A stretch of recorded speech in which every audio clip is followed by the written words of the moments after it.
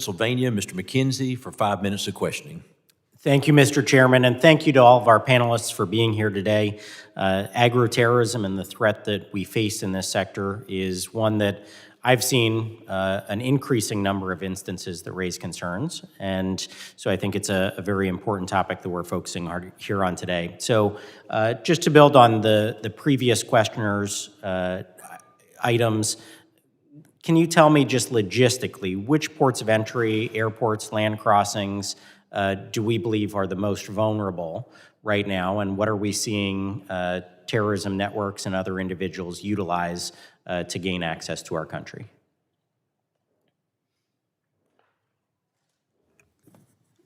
Thank you. I think I would just sum it simply as whichever, I don't know the answer, but whichever port of entry has the most illegal immigration through it, that's our greatest risk.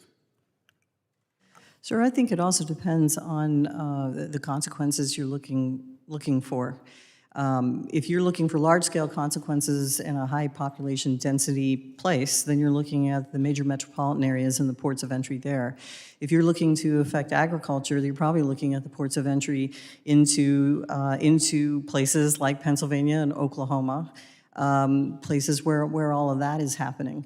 I would also say there's a question about staffing as well.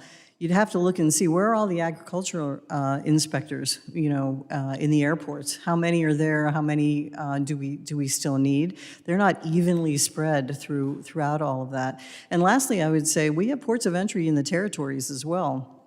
They historically receive less in the way of support for security, but they're part of the United States, and people can get in through there as well.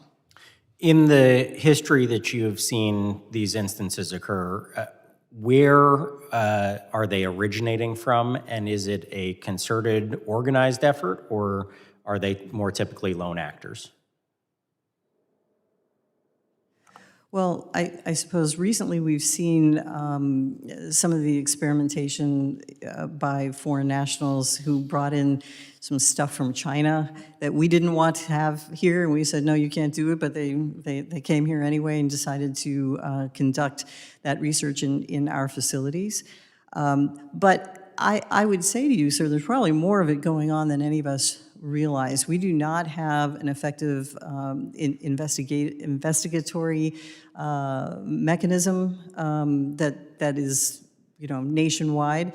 And even if you do investigate, we don't have a national attribution apparatus either. So maybe you find out about something, but to answer your question, is it multiple countries or multiple people in specific countries? It's very difficult to tell because we don't have that apparatus in place. I appreciate that, and I think you're correct that we do need to do more to understand the attribution of these cases. And so my final question is this. You've mentioned, a couple of you who have mentioned more inspectors. We raised the idea here of doing more investigatory work for attribution. What are some of the other potential solutions that you would recommend that we should be taking up as Congress and also our administration? I don't want to make too fine a point of this, but along with the comments that you've heard, one of the things that I personally would like to see when CBP agents intercept seeds, plants, animal products, whatever, at ports of entry, those items are not tested. Those items are just destroyed. And the concept seems to be, it's okay, we got rid of it, no problem.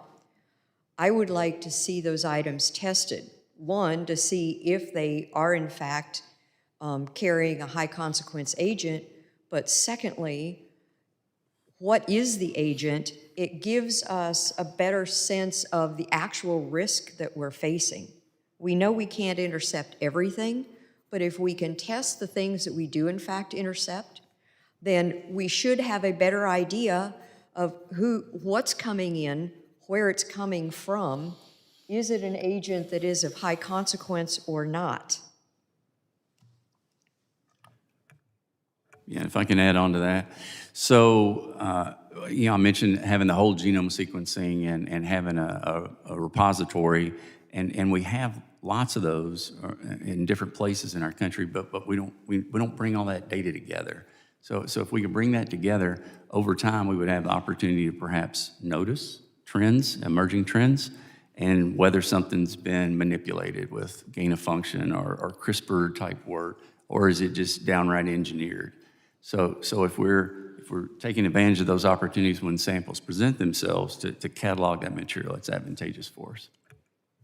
And for our small and limited resource farmers, producers, particularly those that are fruit and vegetable, as well as farm to table, and those who are producing products for local outlets, whether it be the larger corporate grocery stores or even our campuses in some cases, they need to be better trained, and there has to be larger awareness of the threats. They are not aware, they have not been trained, they have not been taught, and that takes resources, people, teachers, agents, and we need more research on bioterrorism and to, again, marry our computer science and cybersecurity areas with agricultural scientists and experts.